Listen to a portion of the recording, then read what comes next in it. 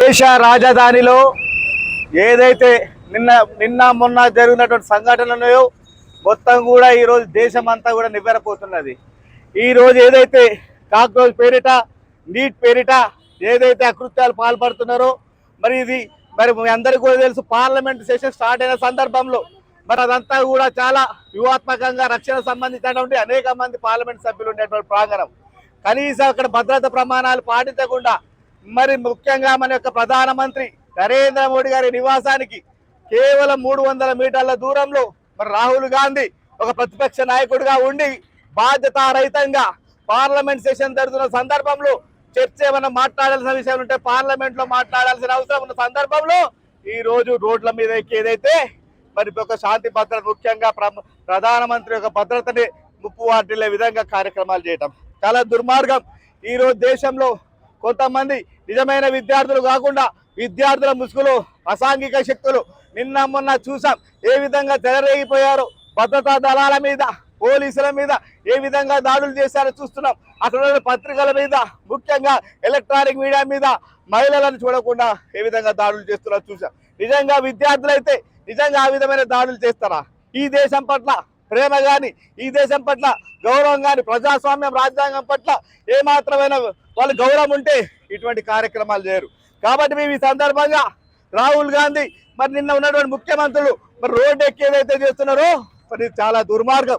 ఈరోజు పార్లమెంట్లో చర్చలు చేసే దమ్ము ధైర్యం లేక మీరు రోడ్లు ఎక్కి ఈరోజు అనైతికంగా మాట్లాడుతున్నారు. దేశ భద్రతకి ఈరోజు ముప్పు వాటిల్ల విధంగా చైనా తొత్తులు, బంగ్లాదేశ్ తొత్తులు, పాకిస్తాన్ తొత్తులతో ఈరోజు ఏ విధంగా మరి అక్కడ ఉన్నటువంటి నిరసన కార్యక్రమాలు జరుగుతూ చూస్తున్నాం. అక్కడ శ్రీరాముని కించపరుస్తారు.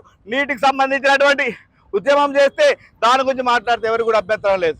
కానీ అసందర్భంగా మరి సంబంధం లేని విషయంలో శ్రీరాముని దూషించే ఒక సాంప్రదాయం చూసాం. అక్కడ భారత్ను దూషించే సాంప్రదాయం, యొక్క సైనికులు భద్రతా దళాలు దూషించే సాంప్రదాయం, మరి రాజ్యాంగాన్ని అవమానాలు చేస్తుంది. అంటే ఈ రోజు ఏ విధంగా మరి యొక్క భారతదేశాన్ని విచ్ఛిన్నం చేయాలని చెప్పేసి విదేశీ శక్తులతో కుమ్మక్కై ఏ విధంగా ఈ యొక్క మరి నరేంద్ర మోడీ గారిని ప్రజలలో ఎదుర్కొనే దమ్ము లేక, ప్రత్యక్ష ఎన్నికల్లో గెలిచే దమ్ము లేక ఈ రోజు ఏదైతే ప్రతిపక్ష పార్టీలు ఉన్నాయో డొంకదారిన ఈ రోజు మొత్తం కూడా ఫారెన్ ఫండ్స్ ద్వారా ఈ రోజు ఇక్కడ అశాంతి నెలకొల్పి భారతదేశంలో విచ్ఛిన్నం చేసే ప్రయత్నాలు చేస్తారు. కాబట్టి ఇటువంటి ప్రయత్నాలు నరేంద్ర మోడీ గారు ప్రధానమంత్రిగా ఉన్నంత వరకు మీలాంటి ప్రయత్నాలు సాగని సందర్భంగా హెచ్చరిస్తూ ఇప్పటికైనా మరి ఈరోజు మరి ఏదైతే రాహుల్ గాంధీ ఉన్నారో మరి ఈరోజు గౌరవంగా మరి ప్రజాస్వామ్యబద్ధంగా మరి విలువలకి రాజ్యాంగానికి కట్టుబడి ఇచ్చేటువంటి వ్యక్తి ఈ రోజు రోడ్డు ఎక్కి ఏ విధంగా ప్రధానమంత్రి యొక్క భద్రతకి ముప్పు వాటిల్లే విధంగా చేశాడో వెంటనే మీరు క్షమాపణ చెప్పాలి.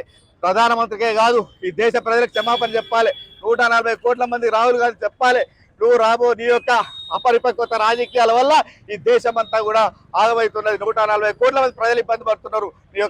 నువ్వు ఏ మాత్రం కూడా ప్రతిపక్ష నాయకుడిగా ఒక్క రోజు ఉండే అర్హత కూడా నీకు లేదని సందర్భంగా మేము గుర్తు చేస్తున్నాం. కాబట్టి ఇకనైనా నీ యొక్క అపరిపక్వత రాజకీయాలు మానుకొని దేశ భద్రత దృష్ట్యా ఒక ప్రతిపక్ష నాయకుడిగా బాధ్యతాయుతంగా వ్యవహరించాలని సందర్భంగా రాహుల్ గాంధీ గుర్తు చేస్తూ, రాబో రోజులు ఇదే విధంగా మీ వైఖరి ఉంటే ఆ ప్రతిపక్ష హోదా కూడా మీకు ప్రజలు ఇవ్వాలని సందర్భంగా మిమ్మల్ని హెచ్చరిస్తున్నాం. భారత్ మాతాకి, భారత్ మాతాకి.